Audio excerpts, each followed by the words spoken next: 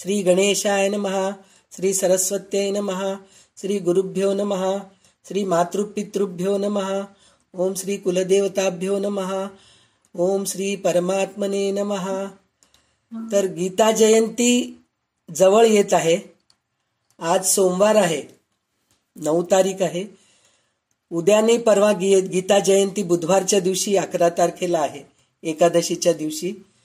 तर त्या निमित्ताने, त्या संदर्भाने, गीता जयंतीच्या संदर्भाने आपल्याला बिजापूरचे भारतीताई हे थोडं गीताबद्दल सांगणार आहेत. त्यांना काही सुचलंय असं त्यांना हे करायचंय. तर भगवद्गीता ऐकून त्यांना काहीतरी स्फुरण झालंय, असं काहीतरी सांगावं असं वाटतंय. ह्या गोष्टीचं खूप आनंद वाटतंय की पहिले ते काहीच बोलत नव्हते, शांत राहत होते, पण आता त्यांना स्वतःला गीता वाचून, काही गोष्टी ऐकून काहीतरी बोलावं असं वाटतंय. तर ह्या गोष्टीचं मला खूप आनंद वाटतंय. तर आता गीता जयंती निमित्तानं भारतीताई काहीतरी बोलतील, आपण सगळे शांतपणे ऐकूया. श्री परमात्मने नमः. तर गीता जयंतीच्या जवळ आल्याने मी थोडं मला सुचल्यापेक्षा सगळ्यांचं वाचन केलेलं एकत्र करून मी थोडं सांगत आहे त्याबद्दल. तर त्यांनी सांगितलं, सगळ्यात म्हणजे मी गीतेच्या आतमध्ये काय आहे सगळ्या ह्याच्यात मी ते सांगत नाहीये, पण गीता का म्हणावी त्यामुळे प्रत्येक अध्यायाला त्यांनी एक एक सांगितलंय, त्याबद्दल सांगत आहे. तर गीताचा पहिला अध्याय आहे अर्जुन विषाद योग. तर विषाद योग आहे, अर्जुनला विषाद झालं, ते सगळं माहिती आहे आपल्याला गीतेचं, कारण सगळेच जण आपण विद्या शिकलो, गीता शिकलो. परंतु अर्जुन विषाद योग का म्हटलं त्यांनी, तर विषाद काय, महाभारत सुरू झाल्यावर, कुरुक्षेत्र सुरू झाल्यावर सगळ्यांनाच विषाद झालाय तिथे. भीष्माला, अर्जुनाला, दुर्योधनला, द्रोणाचार्यांना एक एक प्रकारे त्यांना आपापल्या सगळ्यांना दुःख झालंय. पण अर्जुनाला काय झालंय, दुसऱ्यांना दुःख होतंय, त्यांचं दुःख त्यांना त्रास होतोय म्हणून याला दुःख होतंय. बाकीच्यांचे दुर्योधनाचं वगैरे कसं, हे सगळे लोक त्याच्या बाजूने, माझं कसं होणार, माझ्या बाजूने करणार नाही, म्हणजे स्वतःच दुःख त्याला मोठं वाटत आहे. म्हणून त्या सगळ्यापेक्षा अर्जुनाचं काय आहे की त्याचं दुःख वेगळं आहे, दुसऱ्यांचं दुःख बघून त्याला स्वतःला दुःख होत आहे, म्हणून त्यांनी अर्जुन विषाद योग म्हणून लिहिलंय नाव देऊन. म्हणजे कृष्णाने पहिल्याच याच्या सांगून टाकलंय की तुम्हाला काय दुःख होतं हे महत्वाचं नाही, दुसऱ्यांना बघून, दुसऱ्यांना त्रास होते बघून तुम्हाला दुःख होते, त्यासाठी आपण काय करू याचा विचार करा. म्हणून त्यांनी पहिल्याच याच्यात अध्याय सांगून टाकलाय, दुसऱ्यांच्या दुःखाचा विचार करा म्हणून. ते अर्जुन विषाद योग म्हणजे काय की त्याचं मग सगळ्यांनी सांगितलंय की एक एक अध्यायाचं एक एक हे स्टोरी आहे त्याला. तर त्याचं काय झालं की एक नदी तीर होतं, तिथे एका बैल एका किचड मध्ये रुतून बसला, त्याला काही केला वर येता येत नव्हतं. तर सगळं केलं तरी कोणी त्याला हे करत नव्हतं, शेवटी तो भीक मागायला लागतो. तर त्यावेळेला एक ऋषी येतो आणि त्याला सांगतं, कोणीतरी तुला पुण्य दिलं, आपलं पुण्य तुला दिलं तर तू त्यातून बाहेर येशील. तर त्यावेळेला त्याला मग सगळे मोठमोठे ऋषी आलेत, ब्राह्मण आलेत, विद्वान आलेत, माझं एवढं पुण्य आहे, थोडं पुण्य त्याला देऊया म्हणून. पण काही झालं तरी ते त्या बैलाला इकडे तिकडे सरकता सुद्धा आलं नाही. त्याच वाटेने एक वेश्यास्त्री चालली होती. तर तिने सहज विचारलं, मी पण काही प्रयत्न करू का? तर ते सगळे म्हणाले, नको, तुझं काय, आम्ही तेवढे लोक श्रेष्ठ असताना दिलं तर काही झालं नाही, तुझ्या पुण्याने काय होणार आहे, तुझ्याकडे पुण्य तरी आहे का? तर मग एकाने म्हटलं, जाऊ दे, आपण एवढं करूनही झालं नाही, तर काय होईल ते होईल, त्याला प्रयत्न करू द्या. आणि तिने माझं पुण्य मी त्या बैलाला देते असं म्हटल्याबरोबर बैल उठून उभा राहिला. मग सगळ्यांनी इतकं आश्चर्य वाटलं, असं कसं? तर त्या काय स्टोरी असते की एका आश्रमात एक पॅरोट काय म्हणतात पोपट टांगलेला असतो. मग ते ऋषीचा आश्रम म्हणजे काय, सगळेजण सगळं विज्ञान करत असतात. तर तिथे दररोज गीता वाचत असतात. आणि त्यांचं काय असतं, किती गीता वाचा, पण पहिला अध्याय वाचूनच दुसऱ्याला जायचं. तर ते वाचून बघून बघून बघून काय झालं, त्या पोपटाला त्या पहिला अध्याय पाठ झालं होतं. आणि ते झाल्यावर काय झालं, तो पोपट उडून एक दिवस हिच्याकडे येतो, वेशास्त्रीकडे आलेला असतो. आणि वेशास्त्री आपल्याकडे घरात येऊन टाकून दिलेलं असतं. आणि ते पोपट दररोज सकाळी उठल्याबरोबर पहिला अध्याय म्हणत असतो गीतेचा. आणि ते गीतेचा अध्याय ऐकून ऐकून ऐकून या स्त्रीला पण गीतेचा अध्याय झाले, पहिला अध्याय पाठ झालेला असतो. मग ती आणि ते पोपट मिळून दररोज पहिला अध्याय म्हणत असतात. तर त्या पहिल्या अध्याय म्हणालेलं पुण्य जे साठलेलं असतं, ते पुण्य तिच्याकडे साठलेलं असतं, त्या बाईकडे, वैश्याकडे. आणि ते पुण्य त्याला लागतं, म्हणून तो बैल उठून उभा राहतो. याचाच अर्थ की नुसतं ऐकून, नुसतं हे करून मग तिला एवढं पुण्य लागत असेल, तर आपण श्रद्धा मनाने केलं तर पहिल्या अध्यायातच किती महत्व आहे. आपण म्हणतो नुसतं विषाद आहे, तसं नाहीये. त्याला पण एक प्रकारचं वर्चस्व आहे. आणि आपलं पहिलं जसं म्हणतो तसं आपलं पुण्य साठत जात. ते पहिला म्हणून पहिला अध्याय वाचत जा असं त्यांनी म्हटलेलं आहे. ते दुसरं अध्यायाचं तर त्यांनी सांगितलंय, दुसरा अध्याय म्हणजे काय, पूर्ण भगवद्गीताच असल्यासारखं आहे. त्याच्यात त्यांनी सगळं कर्मसन्यास, हे संन्यास ते संन्यास सगळं येतं त्याच्यात. भगवंताचं चिंतन करायचं आणि विद्या विनय होते सगळं कसं. आणि सगळीकडे परमात्मा आहे असं म्हणतो. तर सगळीकडे आहे म्हटलं बरं, आपण बघितलंच आहे की चंडालमध्ये पण असतो, कुत्र्यामध्ये असतो, याच्यामध्ये असतो, सगळीकडे असतो. म्हणून पण त्याचं काय प्रतिष्ठान असतो, सगळीकडे परमात्मा असतो, पण त्याचं अधिष्ठान वेगवेगळ्या प्रकारचे झालेलं असतं. आता करंट जात असतो, करंट एकच असतो, पण तुम्ही कसं बल्ब लावता त्या प्रकारे त्याचं भाग्य पडत असते, उजेड पडत असतो. तर आता मला ब्राह्मणाला जेवायला बघितले, आज मिळालं नाही म्हणून मी चंडाळला जेवण घातलं तर होईल का? याचा अर्थ चंडाळ नीच नाही, पण त्याचं अधिष्ठान किती आहे म्हणून सांगितलंय की अधिष्ठान कसं कराल. इव्हन चंडाळांनी पण त्याचं सांगितलं, जर आपलं सगळं सोडून उच्च शिक्षित झाला, त्यांनी गीता सगळं केलं तर तो पण योग्य आहे, नाही असं नाही.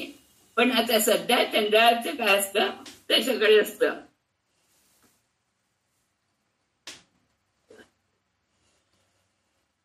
तिसरा अध्याय पण ते सांगितले, म्हणजे फार त्याचं नाहीये. त्यांनी आत्मसंयम योग नाही, तिसरा अध्याय कोणता आहे, कर्मसन्यास. हो. त्याच्यात पण ते दुसऱ्या अध्यायातलाच अर्धा भाग आहे. कर्म म्हणजे काय, तर त्यांनी सांगितलं कसं कर्म काय करायचं, हे करायचं वगैरे सगळं सांगितले. त्यामुळे त्याच्यातलं आतलं मी फार घेतलं नाहीये त्या वर्णनाचं, तर का करावं ते एवढं सांगितले. तर चौथ्या अध्यायावर काय झालंय, ज्ञान कर्म संन्यास योग. तर त्याच्यात काय झालंय, त्या ज्ञान कर्म संन्यास योग मध्ये एक गोदावरी नदीच्या तीरावर एक जण चिन्ह पापा म्हणून एक ऋषी असतो.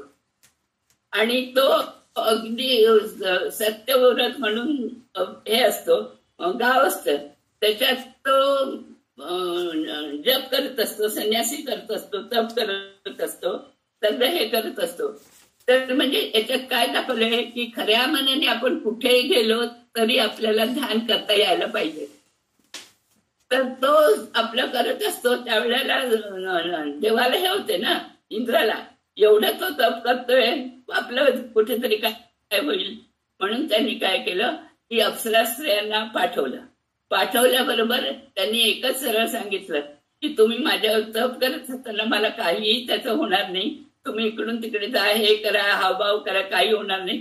माझं सगळं होईपर्यंत तुम्ही झाड होऊन पडा म्हणून शाप देतो. आणि त्यांचं ते काय करायचं ते अध्ययन करत तो निघून जात. मग कितीतरी दिवसांनी आल्यावर काय होतं, एकदा भरत ऋषी तिथून येत असतात आणि तिथून येत असताना ते त्या झाडाखाली बसतात आणि बसल्यावर काय होतं, त्यांनी सरळ ते 4था अध्याय वाचतात तिथे गीतेचा. त्यांचा अध्याय त्यावेळेला त्यांचा 4था अध्याय झालेला असतो. तो 4था अध्याय वाचल्याबरोबर काय होतं, म्हणजे ज्ञान आणि कर्म दोन्ही मिळून आलेलं असतं ना, तर मग त्याच्यावर ते सगळेच अप्सरा स्त्रिया उठून बसतात. तर त्यामुळे काय होतं, त्यांना त्या ऋषींना नमस्कार वगैरे करून ते निघून जातात. म्हणून 4था अध्याय हा कर्म संन्यास, की तुम्ही कर्म आणि संन्यास कसं एकत्र करू शकता त्याचं दाखवलंय. नंतर 5वं कर्म संन्यास योग.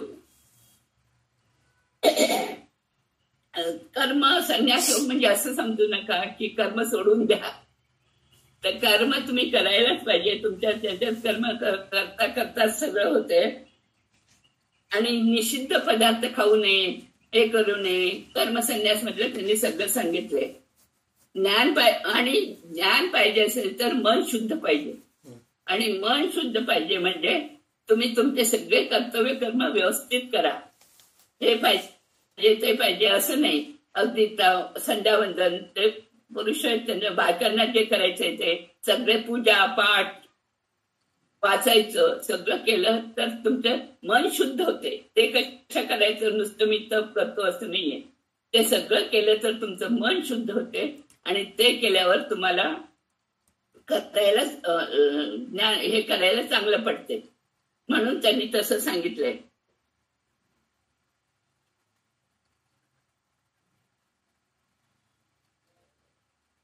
नंतर 5वा हे 6वा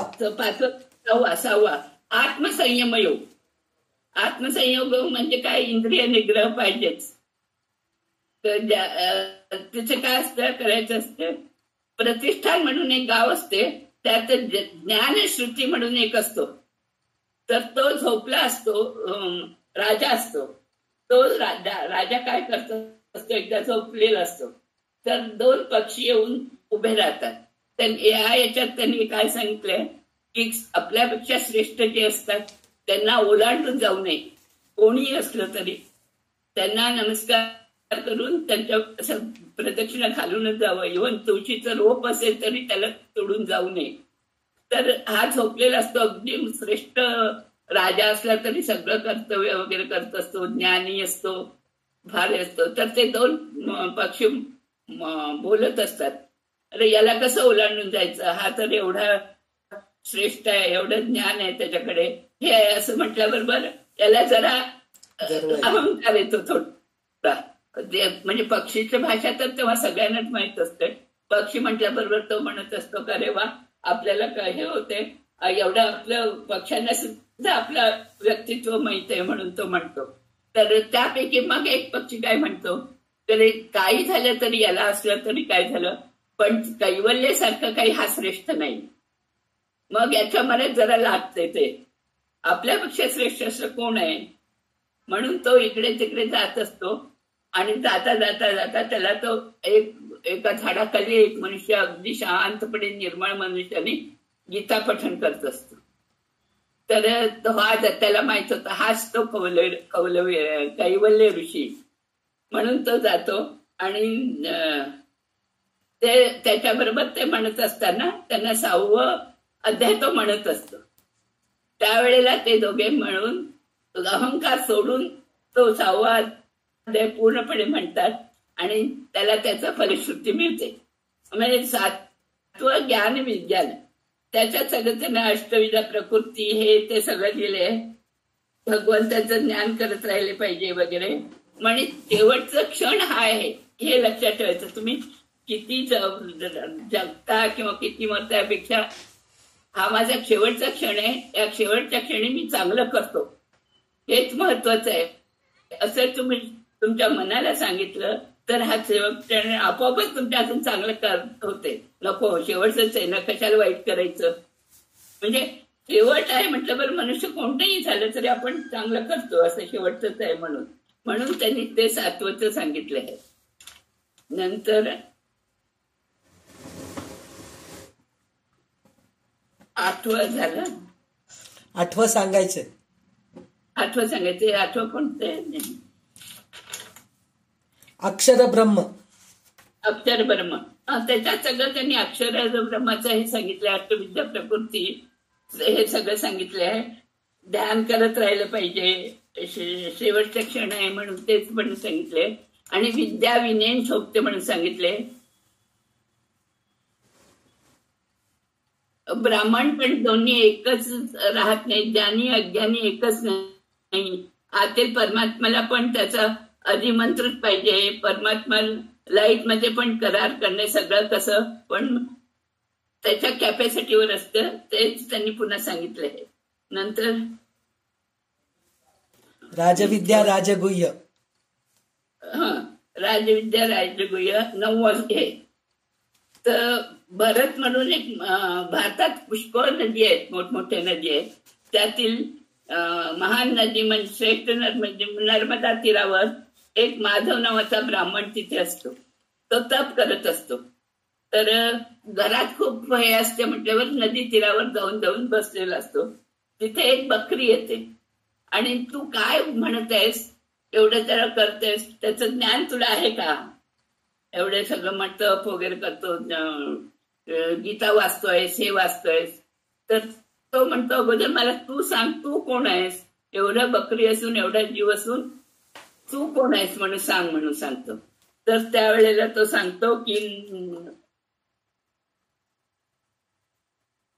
मला सगळं माहित होतं.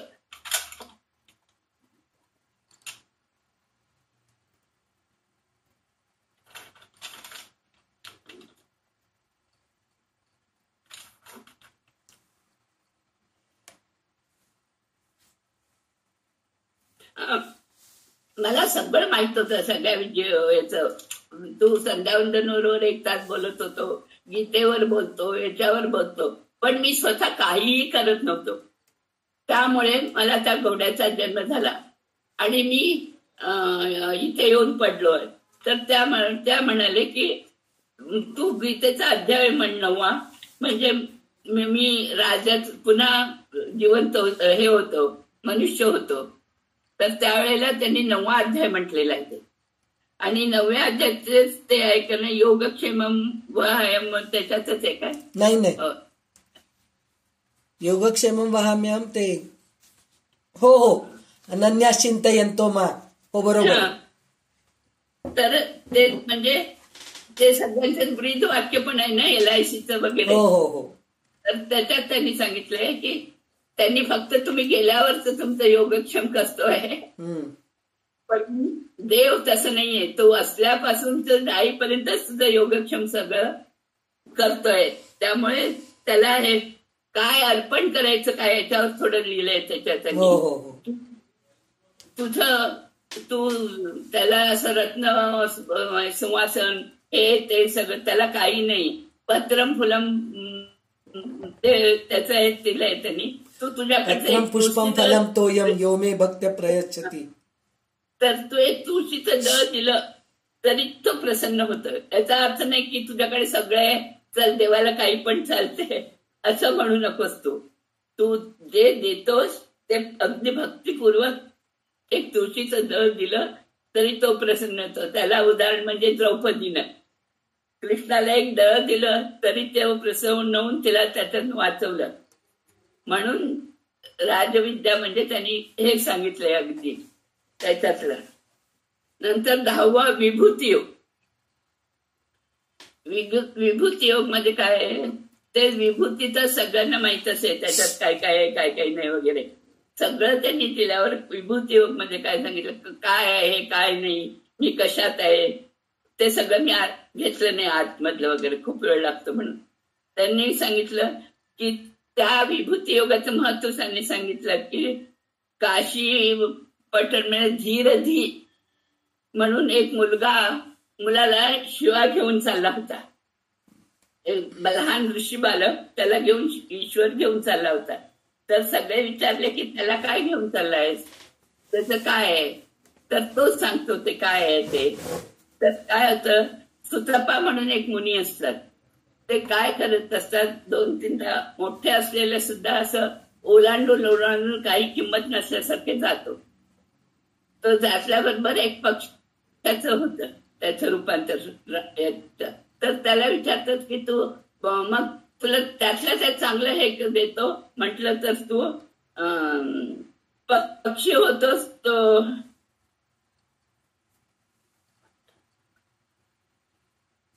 तो एक हंस वगळ्यासारखा राहतो तिथे. तर तो हंसाचं रूप होऊन जातं त्याचं ऋषीचं, सुतापा ऋषीचं. आणि नंतर त्याचं काय होतं की हा येतो एक पद्मावती म्हणून एक बाई हे असते, गृहिणी असते. ती नवऱ्याचं काहीही ऐकत नसते. तिला म्हणजे सगळं बाकी करायचं, देव धर्म वगैरे, पण नवऱ्याला किंमत देत नसते. मग ते तिचं सारिका म्हणून एक पक्षाचा जन्म घेतो. आणि ते पक्षाचा जन्म आल्यावर तेव्हा पण ती काही करत नाही म्हटल्याबरोबर तिला सूर्य कमळ फुलाचं होतं जन्म त्याचा. आणि तिथून बगळा जात असतो आणि तिकडून ते कमळ फुलांचं असते. ते दोघं एकमेकांना असे, कमल फुल असताना काय होतं की तो काही करत नाही. तर ऋषीला कोणीतरी ऋषी येतो. तर ती काय असते, पटकन सगळं कमळ फुल आपल्या भोवती अवून वरती येतं. म्हटलं वर तो शाप देतो की तू कमळ फुलच हो. याच्या अगोदरच ते ऍक्च्युअली पद्मावतीला शाप द्यायला, म्हणजे ती आंघोळ करायला गेली असताना तसंच जाते म्हणून. तर ते दोघे एकमेकांच्या जवळ आल्यावर एका ऋषींनी सांगते कन्या, ते दुर्वास ऋषी त्याला येतात आणि त्यावेळेला त्यांना 10वा अध्याय वाचायला तिथे राहून त्यांच्या समोर वाचतात. मग ते दोघांना पहिला जन्म पुन्हा येतो. त्या ऋषीला पण येतो आणि तिला पण येतात आणि तिला उपदेश करतात कसं करू नये, सर्वात श्रेष्ठ नवऱ्याला आहे, नवऱ्याचं करायचं आणि नंतर तू काय पाहिजे ते कर. तर नंतर 11वे विश्वरूप दर्शन तर त्यांनी सांगितले. ते काय मला एका शब्दात सांगणं येतच नाही काय आहे ते वाचूनच ते जर समजलं विश्वरूप दर्शन तर आपण धन्य झालो. कारण आणि त्यांनी सांगितले तो मला काय सांगतोस, मी मारत नाही, तसं नाही, ते कधीच मेलेले आहेत, तुझं नाव येण्यासाठी मी तुला केलंय. ते विश्वरूप सांगून ते सगळं त्यांनी हे केलंय. त्यातच काय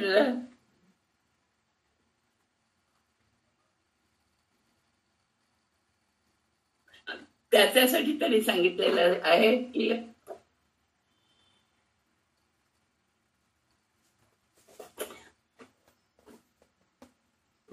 प्रणिता म्हणून एक नदी आहे. म्हणजे काही नद्यांचं आपल्याला माहित नाहीये, पण जुन्या ह्याच्यामध्ये सगळ्या नदी आहेत.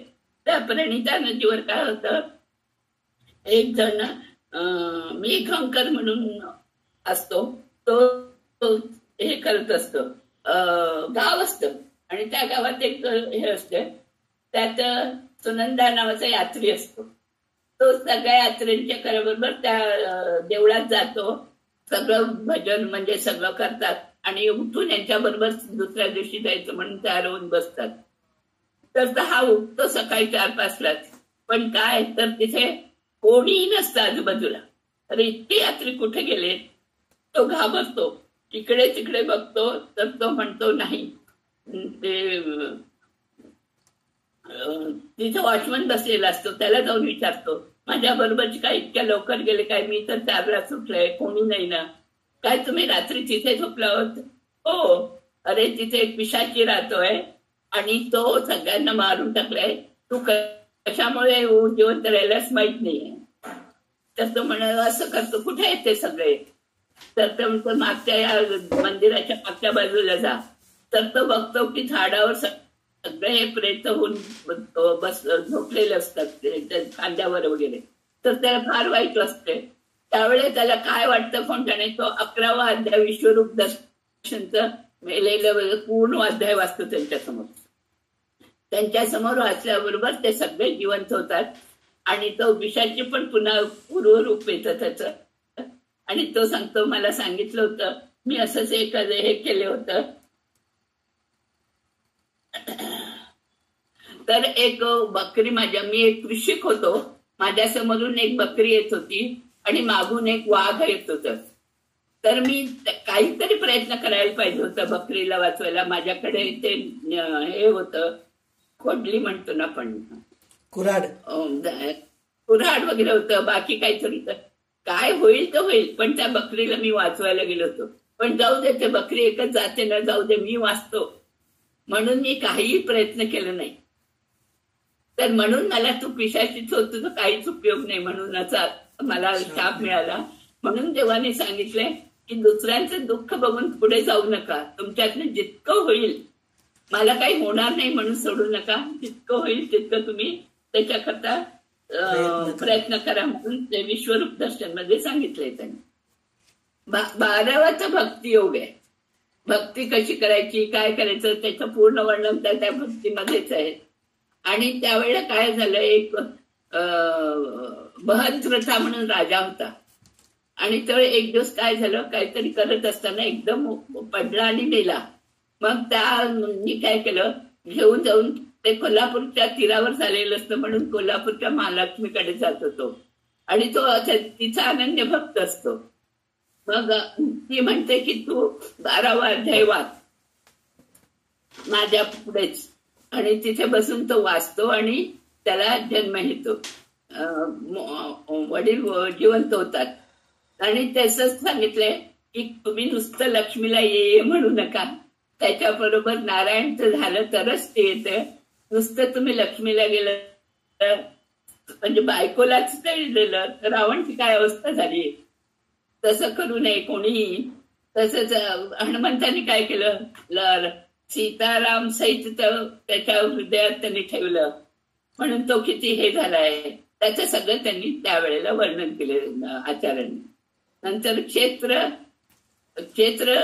क्षेत्रज्ञच तेच आपले शरीर क्षेत्र आहे, तुम्ही भगवंत क्षेत्रज्ञ आहे. तर पंचभूत 34 तत्व पंचभूत तमन्ना ते म्हणजे कुठे तर तीर्थक्षेत्र झाल्यापेक्षा तुमचं शरीर तेवढं पवित्र करा की ते तीर्थक्षेत्र असल्यासारखं करून घ्या, म्हणजे तुम्हाला कुठेच तीर्थक्षेत्राची जाणीव होणार नाही. आणि त्याच्यात ते सगळे झाले. आणि गुणत्रय विभाग तर 3 गुणांचं संगमच सांगितले, सत्व राजस तामस. तर ते रात्री म्हणजे सकाळीच सगळं करावं, रात्री करू नये, सकाळी लवकर उठावं. ते सात्विक लोकांचं असतं, दुपारचं वगैरे करतात. आपल्याला सकाळ उठून हे कार्तिक स्नान हे वगैरे काय सांगितलंय की ते सत्वगुण जास्त करतात आपल्यातले. ते राजस गुण म्हणजे चला कार्तिक स्नान काय, कार्तिक मासच आहे ना, म्हणजे मी कुठे केव्हाही स्नान केलं की कार्तिक स्नान होते, तसं नाहीये. तर तामस गुण तर काही सांगायलाच नको. किती वाईट जे आहेत जगातलं ते सगळे तामस गुणाचेच आहेत. नंतर 15वा पुरुषोत्तम योग आहे. त्याला काय, पुरुषोत्तम योग मध्ये काय आहे, जगदीश नावाचा राजा असतो आणि कृपाणू नरसिंह मानाचा एक घोडा असतो. तो घोडा घेऊन सगळीकडे जात असतो. तर एका नजीक ठिकाणी तो थांबतो आणि एक पान पडते तो वरतून. तर ते वाचत वाचत तिथे थांबलेला असतो. तर बघतो काय, तर ते घोडा मरून पडलेला असतो. तर अरे आत्ताच माझ्या बरोबर चालय, त्याला पण पाणी पाजलंय, मी पण म्हणलंय. ते काय झालं, तर तो काय असतो की त्या राजाचा तो लहान असताना एक सेनापती हे असतो, वाईट असतो. तर युद्धाला घेऊन जाताना तो विचार करत असतो की त्याला राजाला मारलं की धर्म मलाच येणार, पण ते होत नाही आणि तोच मरतो. त्यावेळेला मला फार त्रास होतो आणि मी देवाला म्हणतो की मला काही हे शिक्षा दे, पण एखादा घोडा कर, मी राजाची सेवा, मी जे आता वाईट केलंय ते राजाची सेवा करून त्याच्याकडनं ते सगळं संपूर्ण माझं पाप केलेलं मी संपून घेतो. आणि ते तू जे पानावर घेतलंय ते सगळं पुरुषोत्तम योग गीता वाचतोय, तू ते जसं वाचत गेलास तसं मला हे जीव येत गेलं.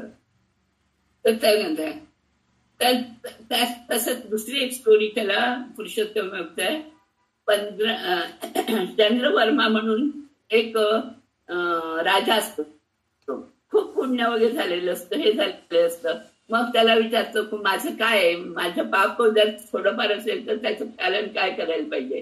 तर त्याला सांगतात की पुण्य तुला जायचं असेल तर एक मूर्ती कर कलीची आणि ते ठेव आणि ते दान करतो म्हणून सांग. तर तो म्हणतो असं एवढं सांगितलं काय सगळे लोकच येणार, दान करतो एवढ्या सोन्याच्या मूर्तीला? नाही, तसं नाहीये.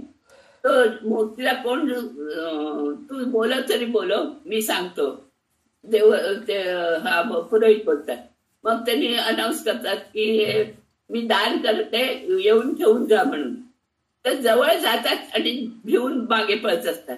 भिवून सगळेजण, कोणालाच ते होत नाही. तर शेवटी एक ब्राह्मण येतो आणि तो म्हणतो की मी करतो. तो घेतो, जातो आणि बघतो आणि त्याला घेऊन जातो. सगळे मग त्याला म्हणतात तर तू का हे केलं? तर तो म्हणतो माझा अध्याय आज 15 होता, मी पुरुषोत्तम योग वाचत होतो आणि त्यातल्या सगळं बारीक बारीक गोष्टींचं चिंतन करूनच मी त्याच्या पुढे आलं. त्यामुळे त्या आत्म पिशाची जो असतो त्याला पण मुक्ती मिळाली आणि मला पण मुक्ती मिळाली. असं म्हटल्याबरोबर त्याचं पारायण करायचं असं वगैरे सांगितलं.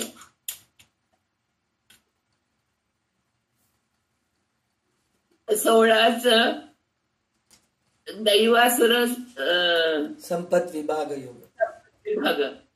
ते दैव असुराचं सांगितलं. क्रोध करू नये. चांगले जे गुण आहेत ते सगळे दैवी आहेत आणि वाईट वाईट आहेत ते असुर गुण आहेत.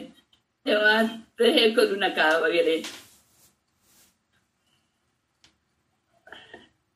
तसं त्याच्यात काय झालं असतं की सौराष्ट्राच्या ज्याच्यात खड्गबाहो म्हणून एक राजा असतो आणि त्याचा हत्ती असतो राजाचा आणि त्याला एकदा मध येते भयंकर, हरिमर्दन म्हणून त्याचं नाव.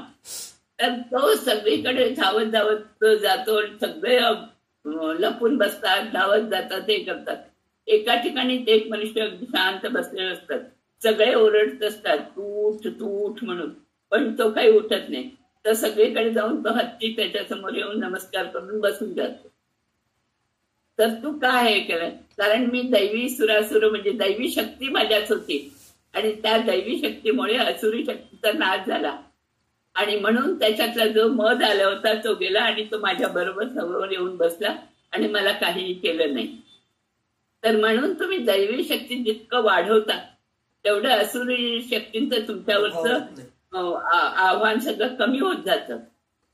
तर खूप सांगत होते, मला तेवढं लिहिता आलं नाहीये, तर एवढं तात्पर्य मी त्यातलं घेतलं. म्हणून ते दैवी सुरासुर ते तुमचे एक एक वाक्य वाचा आणि तुमच्या ते आहे का याचा विचार करा.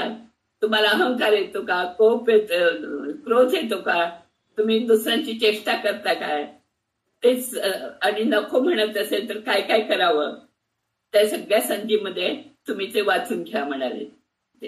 नंतर 17वं आहे श्रद्धात्रय विभाग. ते मग ते काय काय करायचं काय काय नाही वगैरे सांगितलंय त्याच्यात.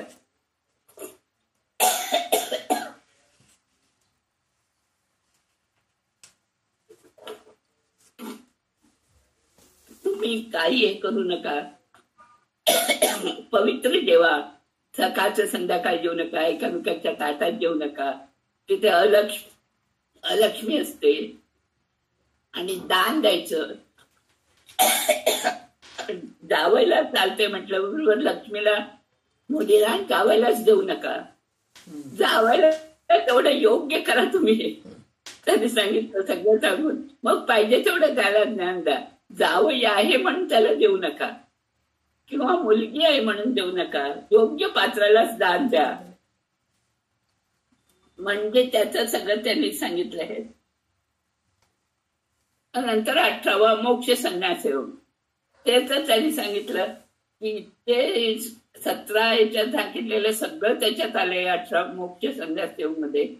आपलं कर्म, ज्ञानकर्म, संन्यास, काय काय घ्यायचं, कोणी घ्यायचं कोणी नाही वगैरे. म्हणून त्यांनी सांगितलं कृष्णांची दया आपल्यावर किती आहे की मी सांगतो म्हणून तू करू नकोस. हे जसं आहे जीवन तसं मी तुला सांगितलंय, सगळं वर्णन केलंय त्याच्यात. तुझ्यावर फोर्स पण करत नाही, पैसा देत नाही. आपलं धर्मच असं आहे की पटल्याशिवाय कोणी करू नये. आणि त्या पटण्यासाठी सगळं केलेलं आहे पूर्ण करून. तसं मी तुला जितकं माझ्याच्याने झालंय तेवढं मी सांगितलंय. त्यातलं कोणतं चांगलं कोणतं नाही हा निर्णय तुझ्यावर आहे. तू ते विचार करून कर. मग त्यावेळेला तो म्हणतो नाही मला पटलेलं आहे सगळं तुझं ज्ञान हे केलेलं आहे. माझी चूक झाली आहे. मला काय खरं काय आहे समजलं आहे. आणि त्यांनी सांगितलंय समोरून अर्जुन तर शरण जातोय आणि कृष्णाने सांगितलंय की गीता त्याला सांगायचंय की त्याची योग्यता आहे. जो आपलं योग्य आहे तपस्या म्हणून गीता वाचतो गीतेचं आचरण करतो त्यालाच तेवढं गीता खरा. तपस्याच्या रूपाने त्याचा हे करा. आणि नंतर ते यत्र योगेश्वराचं पण एक थोडं सांगितलं त्यांनी. यत्र योगेश्वर कृष्णो यत्र पार्थो धनुर्धर धनुर्धर विजयतो भूतिर्ध्वा निर्तिमम नितिर्मम नितिर्मम नितिर्मम. म्हणजे हे तर सरळ आहे. कुठे कृष्ण आहे कुठे पार्थ आहे. गांडवधारी धनुष्य घेतलेलं आहे त्यांनी तिथे विजय असतो. तर त्याने दुसऱ्या अर्थाने इतकं छान सांगितलं योगेश्वर कृष्ण होण्याकरिता तुमच्या शरीरामध्ये योग सगळे निर्माण करा. इतकं तुम्ही 18 वर्षाचे ना सगळं योग होण्या म्हणजे कृष्णाचे लायक बरोबरीचे नाही पण तुम्हीच योगी व्हा पूर्णपणे. आणि अर्जुनासारखं लक्ष ठेवा शिकण्याचं गुलाम व्हा त्याचे भगवंताचे. त्याचं कसं अर्जुन पूर्णपणे कृष्णाच्या आहारी गेलेला आहे तसं तुम्ही देवाच्या आहारी जावा. आणि मन आणि मेंदूचं गांडीव करा आणि असत्याच्यावर जय व्हावा म्हणजे त्या गीतेचा उपयोग होईल असं त्यांनी सांगून घेतलं. श्रीकृष्णार्पण नमस्ते. खूप छान सांगितलं भारतीताई. 18 अध्यायाचं थोडस का होईना सार सांगितलं आणि गीता वाचण्याचं फल काय आहे हे ह्याच्यातून आपल्याला कळालंय की आपल्याला कोणी या अध्यायाला आणि हे काही कोणी लिहिलेलं नाहीये पुराणातलंच आहे म्हणे. हो हो सांगितलं त्यांनी. पण पुराण आणि 2-3 पुराणामधले मी सगळं काढून आज सांगतोय तुम्हाला. त्यांना पण खूप वेळ नव्हता म्हणजे त्यांनी जे प्रमोदाचार्य म्हणून आहेत त्यांनी ते सांगितलं त्यामुळे मला अजून जास्त विश्लेषण करता आलं नाही. आणि त्यांच्याचं मी घेऊन केलं. आणि काय आता वाचलेलं कसं बघून बोलू शकतो पण हे मी त्यांचं रेकॉर्डिंग केलं ना त्यामुळे मला थोडं तरी पण खूप छान सांगितलं. कानडीचं केला नाही भावना कळा